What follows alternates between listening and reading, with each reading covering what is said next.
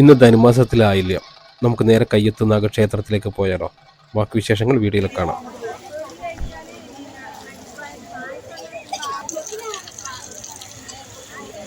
ഇപ്പം ഞാനിപ്പോൾ ക്ഷേത്രത്തിലേക്ക് എത്തി. അപ്പോൾ 10 മണി കഴിഞ്ഞ് ഞാൻ എത്തുമ്പോൾ നല്ല തിരക്കുണ്ട്, അത്യാവശ്യം നല്ല തിരക്കുണ്ട്. പിന്നെ ഞാൻ ക്ഷേത്രത്തിൻ്റെ തെയ്യത്തിൻ്റെ വീഡിയോ ചെയ്യുമ്പോൾ തണുപ്പിലും പിടിച്ച് ജലദോഷമായിട്ടാണ് ഉള്ളത്. അപ്പോൾ പിന്നെ കൂടുതൽ വിശേഷങ്ങളായിട്ട് വീഡിയോയിൽ തന്നെ കാണാം.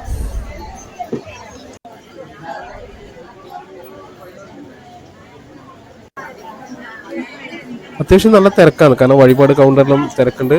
നാഗത്തിന് മുട്ട സമർപ്പിക്കുന്നിടത്ത് അമ്പലത്തിൽ കയറുന്നിടത്തെല്ലാം നല്ല തിരക്കാണ്, തിരക്ക് തന്നെയാണ് ഉള്ളത്.